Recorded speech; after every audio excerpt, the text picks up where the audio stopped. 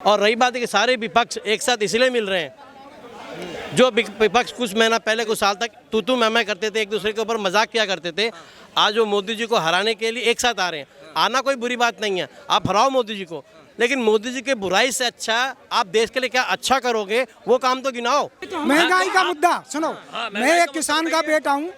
सरसों जो है 2,500 रुपया कुंटल बिकी थी उस समय कांग्रेस के राज में। आज 7,000 तो मैंने फसल से उठाते नहीं, 7,000 रुपया कुंटल बेची। वो फसल से बता रहा हूँ, कहाँ 2,500 रुपया कुंटल किसान को मिलता था। एक सरसों का एक कुंटल बेचने पर 2,500 रुपया मिलते थे। आज मोदी जी के राज में 7,000 तो जो गीली थी ना सरसों, 7,000 रुपया कुंटल मिला। नमस्कार, ऑल इंडिया न्यूज़ में एक बार फिर से स्वागत है और मैं हूं दीपक शर्मा आपके साथ। देखिए, 2024 के लोकसभा इलेक्शन के लिए राहुल गांधी ने भारत जोड़ो रैली शुरू कर दी है। 150 दिनों तक ये रैली चलने वाली है। बेरोजगारी और महंगाई जैसे मुद्दे को लेकर ये रैली कर रहे हैं, लेकिन खुद 40,000 और 15,000 के जूते और टी शर्ट पहनते हैं। जनता से जानेंगे कि आखिर महंगाई और बेरोजगारी को लेकर इस रैली को जनता कैसे देखती है। सर, क्या नाम है?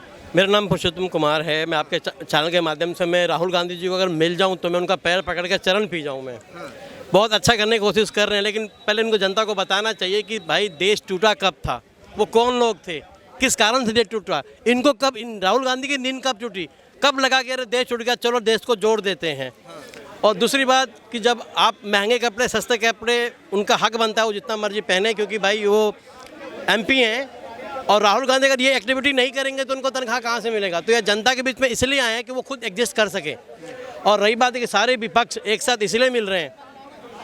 जो विपक्ष कुछ महीना पहले कुछ साल तक तू मैं करते थे, एक दूसरे के ऊपर मजाक किया करते थे, आज वो मोदी जी को हराने के लिए एक साथ आ रहे हैं। आना कोई बुरी बात नहीं है, आप हराओ मोदी जी को, लेकिन मोदी जी के बुराई से अच्छा आप देश के लिए क्या अच्छा करोगे वो काम तो गिनाओ।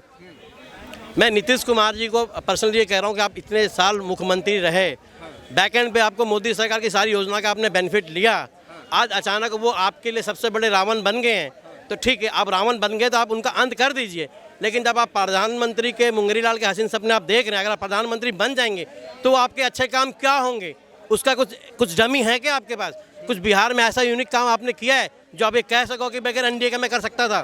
तो कमी दिखाना बहुत आसान है, सोल्यूशन लेके आना बहुत मुश्किल है। मैं अभी भी आपके न्यूज़ चैनल के माध्यम से मैं शुभकामना देना चाहता हूँ कि आप देश के हित में आए। आपस में आना कोई बड़ी बात नहीं, जब आपस में इतनी योग्यता है, इतनी मित्रता है, तो फिर सारी पार्टियाँ अलग अलग क्यों, एक ही पार्टी बन जाए? तो चुनाव आयोग को ये देखना चाहिए कि इस टाइप की जो मेढक बरसात में एक साथ इकट्ठे हो जाते हैं तो जनता के वोट का मजाक बन गया है कि इलेक्शन के टाइम पर अलग अलग लड़ते हैं, फिर लास्ट में मेवा खाने के लिए एक साथ जुड़ जाते हैं। तो सारी पार्टियों का या तो मानता ही रद्द कर दिया जाए। तो सबके अपने अपने मैनिफेस्टोज हैं, प्रधानमंत्री और मुख्यमंत्री के लालच में सब एक साथ इकट्ठे हो जाते हो। वो अरविंद केजरीवाल, वो जो कुछ दिन जब शुरुआत में लिया था इसने सबको एक लाइन से गाली दी। क्या लगता है 40,000 या 15,000 के वो जो कपड़े पहन रहे हैं, जूते पहन रहे हैं, उस पर रैली में असर पड़ना चाहिए? वो तो खुद की कमाई के पहन रहे हैं। नहीं, पहन रहे हैं, लेकिन जनता के बीच में जा रहे हैं ना। अभी तो टी शर्ट पहना, जीन्स पहनना उनका अधिकार है, लेकिन कुछ दिन तक तो वैसे ढीले ढाले टी शर्ट पहनते थे जैसे कि पागल आदमी पहन रहा हूँ। पहली बात तो राहुल गांधी है ही नहीं है, उनको तो ये समझ में आना चाहिए कि उनकी जो गांधी ने तो कौन है? नहीं, उनकी जो दादी थी वो प्रधानमंत्री थी, ठीक नहीं थी, उनके फादर प्रधानमंत्री थे, तो उनकी सोच तो बहुत ऊपर की होनी चाहिए। अचानक उनको बताना चाहिए कि देश टूटा कब उनको पता चला और वो कौन कारण थे। उनके प्रति उनको केस ठोकना चाहिए, उनको सजा मिलानी चाहिए। जनता के बीच में जाने से पहले उनको नोटिस करे कि वो कौन लोग थे, किनके कारण से देश टूटा और देश टूटने का डिफिनेशन क्या है, उनको बताना पड़ेगा आपके न्यूज़ चैनल के माध्यम से। चलिए ठीक है, बहुत शुक्रिया। भाई साहब, क्या नाम है? पंकज कुमार।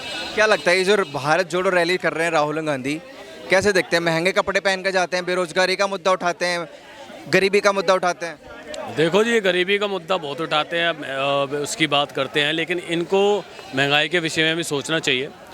आज एक आम आदमी की जनता 10-12 हज़ार से ज़्यादा नहीं रह गई है। पहले तनख्वाह मेरी कभी हुआ करती थी 20,000 रुपये, आज तनख्वाह आज हमारी 12,000 रुपये हो चुकी है। सिलेंडर के इतने भाव बढ़ चुके हैं, एक आम आदमी कैसे घर चलाए? और मकान मालिकों के रेट 5-5 हज़ार रुपये रेंट हो गए हैं, तो बंदा कैसे करेगा?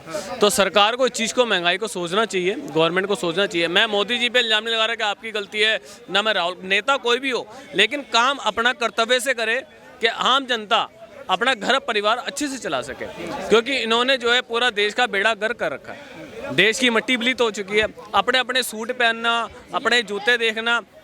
ये एक मिनट, ये आप ये बोल रहे हैं कि गैस सिलेंडर महंगा हो गया। हाँ जी, यही महंगा आप बोल रहे हैं हाँ जी, ना? बिल्कुल। 2014 के पहले कितने मिलता था? 400-450 रुपए। 450 में। कितने का पैसा? नहीं, पहले सुना 450 मिला, अब 1053 रुपए का आ रहा है। बिल्कुल मिला ना? हाँ। लेकिन 2014 के पहले आप भी गैस सिलेंडर लेने गए होंगे। गए थे। 2014 के पहले कितने दिन लाइन लगाए हैं? लाइन सर, नहीं लगती थी? नहीं सच नहीं, लाइन नहीं लगती थी गैस सिलेंडर की। मैं लाइन लगाऊंगा? नहीं लगती थी कि नहीं लगती थी? भाई साहब देखिए ये भाई साहब कह रहे हैं 2014 के से पहले 400 रुपए का समथिंग था, लेकिन अभी महंगा है। लाइन लगती थी कि उस टाइम पे नेट ये फोन नहीं आया था उस टाइम। ये नहीं लाइन आप लगती ये पहले बताइए, क्या ये लाइन फोन लग नहीं आए थे? भैया ऑनलाइन? भैया पहले सुनिए 2014 के पहले यार भाई साहब, आप- 2014 के पहले 7 दिन लाइन लगती थी। आप क्या कहना चाह रहे हैं? जौनपुर यूपी के रहने मैं कांग्रेस का वो कर रहा हूँ यूपी के रहने नहीं, हम कांग्रेस नहीं बोल रहे हैं। जो आप बोल रहे हैं कि 2014 भाई, के हम तो पहले महंगाई 7 के दिन लिए लाइन कह लगती थी भैया। 7 दिन बाद उसके बाद जैसे आप आज बुक करोगे वो उसके 2007 की बता पहले रहे हैं। 2000 अरे भैया 14 के बता रहे हैं। 7 की बता रहे हो आप। 2014 भैया बता रहे STD की हैं। दुकान थी, 2014 भैया लोग खुद परेशान तो होते सर थे। केंद्र में बीजेपी तो 14 के बाद आई है ना। हाँ, तो 2014 से पहले वही तो बता रहे हैं कि कांग्रेस में कांग्रेस यही हमारी हाँ STD की दुकान थी, हाँ। कुछ लोग आते थे, हाँ। हमेशा फोन करते थे, हाँ। टो टो टो टो आवाज आती थी, उनका सिलेंडर बुक ही नहीं होता था। हाँ। नहीं मैं तो उसकी बता रहा हूँ उस टाइम 2007 मेरे मीटर घूम जाता था। मेरा को घूमेगा भाई। यार जब कह रहे हो उठाया टोटो बजा वो खत्म हो गया। मैं किसकी बात कर रहा हूँ? मैं कांग्रेस की कांग्रेस बात के कर रहा राज हूँ। में तो कभी सिलेंडर मिलता ही नहीं था और एक एक महीना 2-2 महीना इंतजार करना पड़ता था। आज दूसरे दिन ही आ जाता है। भैया इधर बुक आप करेंगे, इधर आप बुक करें, नहीं तो अभी आप हमारे सामने बुक करिए, बोल दीजिए भैया यहाँ का एड्रेस डाल दीजिए, शाम तक आ जाएगा। शाम तक नहीं भैया, अभी 15-20 मिनट में भी गैस आ जाएगी। महंगाई को लेके मुद्दा उठाया भाई साहब। हाँ, मैंने महंगाई को लेके मुद्दा उठाया। मैंने किसी महंगाई पे तो महंगाई का मुद्दा सुनो, महंगाई मैं एक का किसान का बेटा हूँ। सरसों जो है 2,500 रुपया कुंटल बिकी थी उस समय कांग्रेस के राज में। 7,000 आज 7,000 तो मैंने फसल से उठाते नहीं 7,000 रुपया कुंटल 10,000 में। बेची। वो फसल से बता रहा हूँ कहाँ 2,500 रुपया कुंटल किसान को मिलता था। एक सरसों का एक कुंटल बेचने पर 2,500 रुपया मिलते थे। 10,000 आज मोदी जी के राज में 7,000 तो जो गीली थी ना सरसों 7,000 रुपया कुंटल मिला। तो हमें मिला ना मिला, तो जब किसान की चीज महंगी मिल रही है तो क्या तेल महंगा नहीं होगा क्या? इनसे ये पूछ लो, पहले इनसे पूछिए। जवाब दो हमें। किस चीज का जवाब पूछा आपने? सरसों का तेल की बताओ कि जब 2,500 रुपया कुंटल बिकी थी कांग्रेस के राज में और मोदी के राज में 7,000 रुपया कुंटल बिकी हमारी सरसों। आपको कैसे लग गया मैं मोदी विरोधी हूँ? हैं? आपको मैं लग नहीं कैसे कह रहा, मैं नहीं कह रहा। या मैं- आपको कैसे लग गया मोदी? तो भैया मैं तो वो बात कर रहा हूँ जो जेल में है। मुद्दा उठाया ना आपने महंगाई का, आप जवाब दीजिए ना। मुद्दा तो उठाया ना महंगाई का। मैं तो किसके अंडर में आता है? केंद्र सरकार का? किसके अंडर में आता है? दिल्ली सरकार केजरीवाल केजरीवाल टंटा डाल देता उसके ऊपर। इसके ऊपर क्या जी केंद्र सरकार देखेगी? कटोरा लेके कहाँ जाता है? फिर? कहाँ जाता है? केजरीवाल कटोरा लेके कहाँ खड़ा होता है?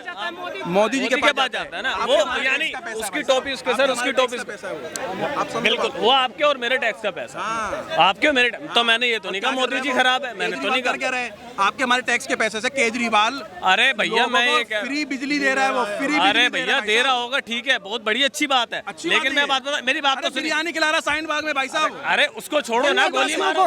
बांग्लादेशी शाहीन बाग में घुसे हुए रोहिंग्या घुसे हुए और यहाँ पर फर्जी वो बनवा रखी है, मस्जिदों का वो निर्माण हो रहा है जितने भी है, और पत्रकारों को पिटवाते हैं उनसे। और इससे बड़ी गंदा इंसान कोई होगा जो मदरसे फर्जी मदरसे चलवाता है और पत्रकारों को पिटवाता है और उनको तोड़ने के लिए भी जो है कोई आज्ञा नहीं देता है।